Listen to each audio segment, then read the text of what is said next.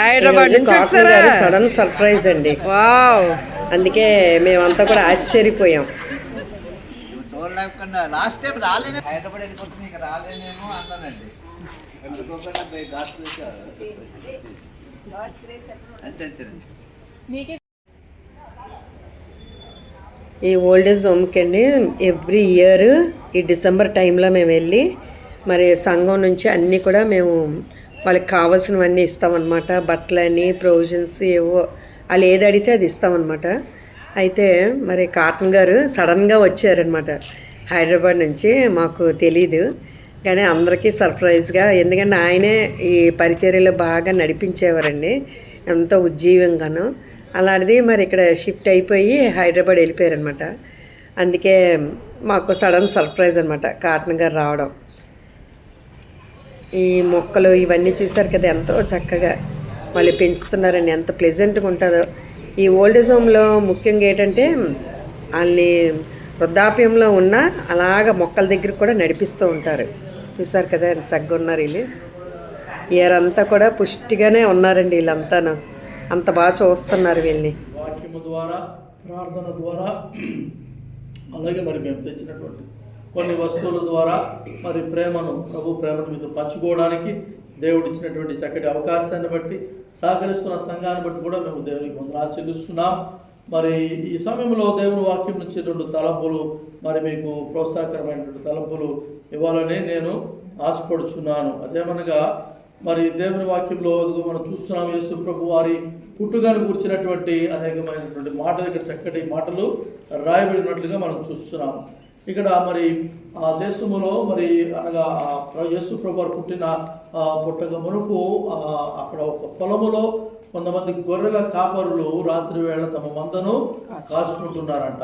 కాచుకుంటున్నప్పుడు వారు తమ యొక్క దైనందిన జీవితంలో వారికి ఏంటంటే ప్రతిరోజు కూడా ఆ గొర్రెలు మేపాలి, తీసుకు మరలా మరి ఆ రాత్రి సమయంలో ఏంటంటే అవి గొర్రెలు విశ్రాంతి తీసుకుంటూ ఉంటాయి, వీళ్ళు కూడా పక్కన విశ్రాంతి తీసుకుంటూ ఉంటారు చెలపంట వేసుకొని. అటువంటి సమయంలో ఇక్కడ మనం చూస్తుంది ఏంటంటే మరి అయితే ఒక దూత మరి వారి దగ్గరికి వచ్చిందంట. వచ్చి ప్రభు దూత వారి యొద్దకు వచ్చి నిలచెను.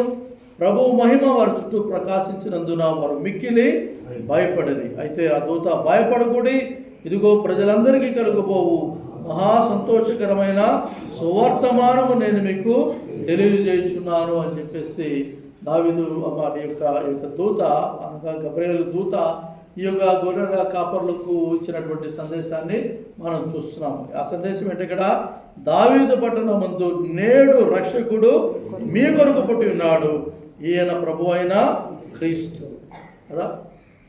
దేవుని యొక్క మరి కుమారుడైన యేసు క్రీస్తు వారు ఈ లోకములోనికి పసిబాలునిగా ఆయన జన్మించడానికి గల కారణం ఏంటంటే, మానవులుగా ఉన్న మనము మన జీవితాల్లో ఉన్నటువంటి ఒక మరి గొప్ప బాధకరమైన అలాగే నాశనకరమైనది ఏదైనా ఉన్నదంటే అది పాపం కదా.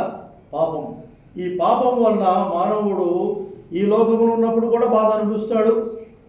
మరణించిన తర్వాత పాపం వల్ల వచ్చే జీతం ఏంటంట మరణం. కాబట్టి అది నిత్యమైన మరణం కూడా ఉంటుంది, అనగా అది నరకం కదా. ఈ లోకంలో పాపం వల్ల బాధ అనిపిస్తాము, ఆ తర్వాత లోకంలో అనగా మరణించిన తర్వాత కూడా మన ఆత్మ బ్రతికి ఉంటుంది. కాబట్టి అక్కడ కూడా ఈ పాపం వల్ల మనకు వచ్చేటువంటి జీతం ఏంటంట మరణమే, అనగా అది నరకం అనమాట. కాబట్టి అటువంటి గొప్ప మరణకరమైన బాధకరమైనటువంటి ఈ శిక్ష నుంచి, శాపము నుంచి, ఈ పాపము నుంచి మనం విడిపించడానికి యేసు క్రీస్తు వారి లోకములోనికి కన్యా గర్భమున అనగా పరిశుద్ధమైన జన్మము ఆయన తీసుకొని ఒక పరిశుద్ధునిగా ఈ లోకంలో పుట్టి మన కొరకే తన పరిశుద్ధమైనటువంటి రక్తాన్ని చిందించాడు. మన పాపాల కొరకు ఆయన పరిశుద్ధమైన రక్తాన్ని ఆ కలువరిశిలో చిందించి కదా మరి ఆయన పరిశుద్ధ నామమున ప్రార్థించిన వారికి, ఆయన పరిశుద్ధ రక్తములో పాపములు కడగమని ప్రార్థించిన వారికి ఆయన పాపక్షమాపణ ఇవ్వడానికి మన కొరకు ఆయన లోకములో మరణ పునరుద్ధారణలు కలిగిన వాడే ఇదని మన సజీవుడిగా దేవుని కృపారసమున కూర్చుని ఉన్నాడనే విషయాన్ని మనం గమనించాలి కదా. ఇక్కడ మనం చూస్తున్నాము కదా, అక్కడ దేవదూత ఇచ్చినటువంటి మాట ఏంటంటే, అనగా సందేశం ఏంటంటే, నేడు మీ కొరకు రక్షకుడు పుట్టి ఉన్నాడు, ఈయన ప్రభు అయిన నేడు మీ కొరకు రక్షకుడు పుట్టి ఉన్నాడు. కదా. ఇది ఒక మతానికి చెందినటువంటి రక్షకుడు కాదు ఈయన కదా, లేకపోతే ఒక వర్గానికి చెందినటువంటి రక్షకుడు కాదు ఈయన, లేకపోతే ఒక దేశానికి చెందిన రక్షకుడు కాదు ఈయన. మనందరి కొరకు, అనగా ఈ లోకములో ఉన్న వారందరి కొరకు. అందుకనే దేవదూత ఉంటుంది కదా, ప్రజలందరికీ కలుగుబో మహా సంతోషకరమైన శుభవార్త. ప్రజలందరూ అంటే ఈ భూమి మీద ఉన్న ప్రజలందరూ అన్నమాట. అన్ని దేశముల వారు, అన్ని తెగల వారు, అన్ని మతాల వారు, అన్ని మరి ప్రాంతముల వారికి కూడా రక్షకుడుగా ఎవరు పుట్టారండి? యేసుక్రీస్తు వారు పుట్టారు కదా. ఈయన ప్రభు అయిన క్రీస్తు, యేసుక్రీస్తు వారి యొక్క మరి ఆ యొక్క జన్మము ద్వారా కదా, మరి ఆ యొక్క కన్యక యొక్క జన్మము ద్వారా, పరిశుద్ధ జన్మము ద్వారా పాపులమైన మనకు దేవుడిచ్చినటువంటి గొప్ప ధన్యత ఏంటంటే పాపం నుంచి విడుదల ఆయన తన కుమారుని ద్వారా మనకు అనుగ్రహించున్నారు. ఇప్పుడు మన వంతు ఏంటంటే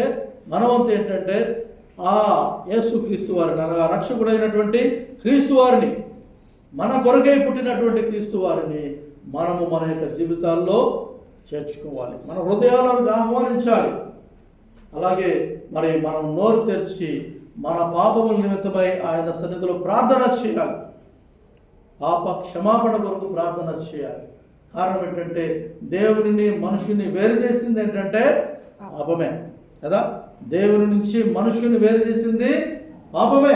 కాబట్టి ఆ పాపము నుంచి మనం విడుదల పొందినప్పుడు మరలా దేవునితో మనం సమాధాన పడతాం కదా. ఈ లోకంలో దేవుని యొక్క శాంతి సమాధానాలు చూస్తాము. ఈ లోకాన్ని వదిలిన తర్వాత కూడా దేవుడు మన కొరకై పరలోకాన్ని ఏర్పాటు చేస్తున్నాడు కదా. కాబట్టి ఈ లోకంలో ఎలాగలా మనం జీవిస్తున్నాం. ఎదుగో ఇలాగా మీరు ఇక్కడ ఉండి జీవిస్తున్నారు, మేము మా గృహాల్లో ఉండి, లేకపోతే మిగిలిన వాళ్ళు ఇంకా కొంతమంది ఉంటారు, మీలాంటి ధన్యత కూడా వారికి లేదు. రోడ్ల మీదే ఆ పక్కన మురుక్కాలు పక్కన ఎక్కడ పడి ఉంటారు అనమాట కదా.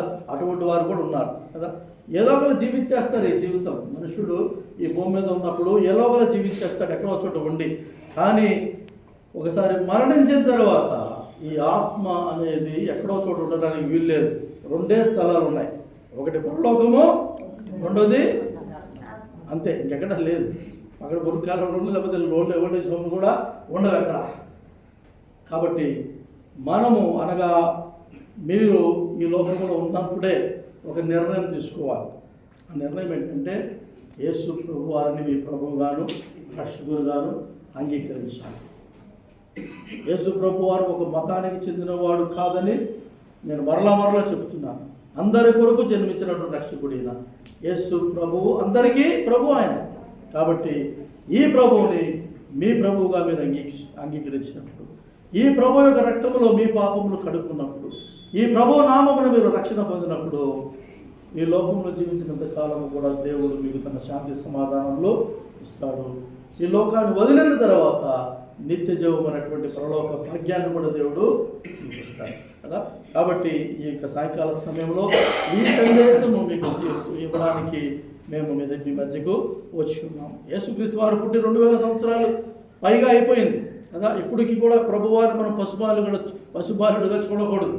ఆయన పశుబాలుడు కాదు. ఇప్పుడు ఆయన ఎవరనగా మన కొరకై, మన పాపముల కొరకై శిలువ మీద చనిపోయిన దేవుని గొర్రెపిల్ల వలె ఆయన ఉన్నాడు. కాబట్టి అటువంటి క్రీస్తును మన జీవితాల్లో ప్రతిదినము కూడా స్మరించాలి.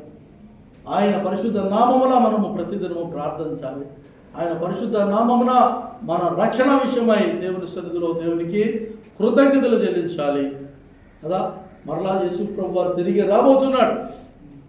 మొదటిసారేమో చిన్న బాలుడుగా వచ్చాడు ఆయన కదా, కన్యా గర్భమున మరి ఆయన పశుబాలుడిగా జన్మించాడు లోక పాపములు తీసివేయడానికి. ఆయన మరలా ఆయన పశుబాలుడు రాబోట్లేదు. ఆయన రెండోసారి రాబోతున్నాడు. ఎలా వస్తున్నాడు తెలుసా? యూదా గోత్రపు సింహములే రాబోతున్నాడు. ఆయన ప్రజలందరినీ తీర్పు తీర్చడానికి రాబోతున్నాడు. ఆయన వారి క్రియలను బట్టి వారికి ప్రతిఫలం ఇవ్వడానికి రాబోతున్నాడు ఆయన కదా. కాబట్టి అటువంటి క్రీస్తును మీరు నేను ఎదుర్కోవాలంటే ఆయనతో సరైన సంబంధం కలిగి ఉండాలి. ఆయనతో సరైనటువంటి సహవాసాన్ని కలిగి ఉండాలి. అంతే కదా. ప్రతిరోజు మనం వాళ్ళతో మాట్లాడుతూ ఉన్నప్పుడు తప్పుకుని వాళ్ళు మనకు కలిసినప్పుడు పెద్ద మనకు కొత్త అనిపించదు. ఏదో సంవత్సరం తర్వాత 2 సంవత్సరాల తర్వాత మేము కలిస్తే అప్పుడు మాట్లాడినప్పుడు కాస్త కొత్త అనిపిస్తుంది. ఎందుకంటే ఈ 2 సంవత్సరాలు మీతో మాట్లాడాలి నేను కదా. మరి ఇందాక మరి కాటన్ గారు ప్రార్థన చేయమంటే ఆయన మరి అంటే మిమ్మల్ని అందరూ చూసి ఆయన ప్రేమతో In the name of the Father, and the Son, and the Holy Spirit. Amen. Okay.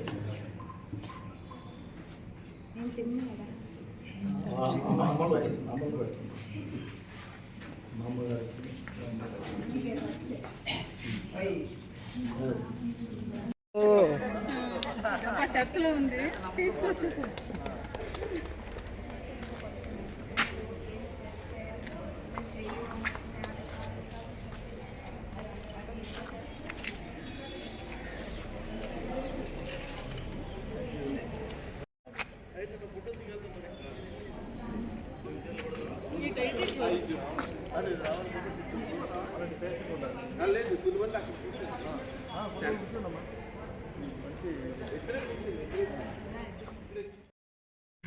ఇక్కడ క్రిస్మస్ కేక్ కటింగ్ అండి. అలాగే మరి ఆ సిస్టర్ గారు కూడా ఎంతో మేము రాగానే ఎంతో చక్కగా మరి పలకరిస్తూ ఉంటారు.